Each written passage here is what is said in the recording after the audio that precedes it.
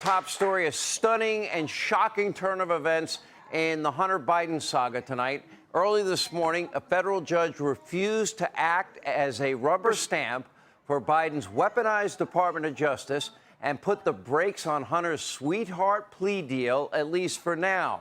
Now, the U.S. District Judge, Mary Ellen Noreika is her name, questioned the legality of the plea agreement and wanted to know if Hunter was under an active investigation for other crimes like FARA violations and other financial issues, which really he was in trouble until let the statute of limitations run out.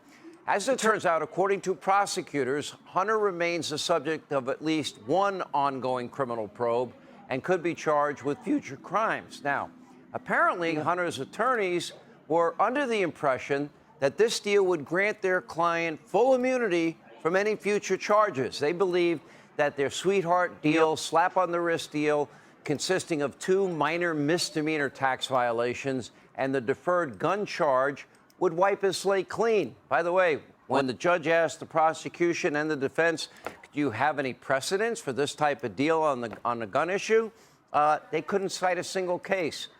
Now, why do I have a hard time believing this very important, critical point that they came to agreement on was not fully vetted and agreed to before today's court appearance? Why does something here reek of a major lie?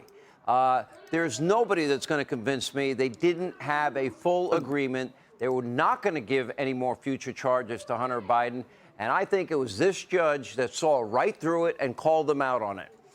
Then the judge allowed them to try and hammer out a final last-minute deal. But without that provision, there was no way Hunter's attorneys were going to allow him to do that.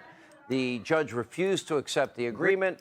Hunter pleaded not guilty to the tax and gun charges. And if found guilty, now Hunter could face real time behind bars like the rest of America, unless, of course, another sweetheart deal is reached. Now, keep in mind, according to the Washington Examiner, this is the same judge that sentenced another individual to 5 years in prison for an illegal possession of a firearm in the furtherance of a drug crime.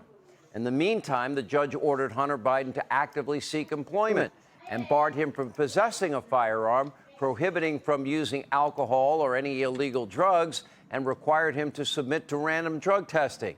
And, according to federal prosecutors, Hunter could also be charged in the future with a variety of other crimes, including not registering as a foreign agent, as FARA requires.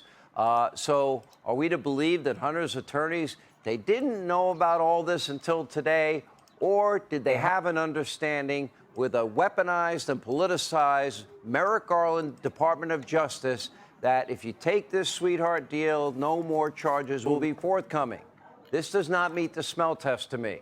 Now, this all comes one day after Judge Noreika accused a member of Hunter Biden's legal team, this was an odd turn of events late last night, of pretending to be a staffer for Republican Congressman Jason Smith on the House Ways and Means Committee on a phone call to try and get a court filing that was put in the case by the Ways and Means Committee, amicus brief, removed from the docket. Now, Congressman Smith, who serves on that committee as chairman, previously submitted this filing asking the judge to consider new evidence against Hunter from the 2 whistleblowers who recently testified very credibly on Capitol Hill. Now, Chairman Smith, Chairman Comer, Chairman Jordan will all join us in a minute. But, of course, the Biden legal team says this is all one big misunderstanding. Really? On such an important deal point. We're to believe that. I don't believe it. Just like misunderstandings surrounding Hunter's sale of his art, his paint by numbers. Remember, the White House had promised that Hunter's paint by numbers portraits of a crackhead would not be connected to the administration in any way. They vowed that no one, not Hunter, not the White House, not anyone would know who shelled out the massive amount, you're cracking me up, ma'am, the massive amounts of money for this amateur art. As it turns out, we now know the identities of 2 of the buyers, including a wealthy Democratic donor who President Biden, magically recently appointed to a prestigious position in the administration. Another buyer was Hunter's so-called sugar brother, Kevin Morris, who helped Hunter pay off some of his back taxes and even bought Hunter a brand new car. And evidently, one can get special access to the Bidens if the price is right.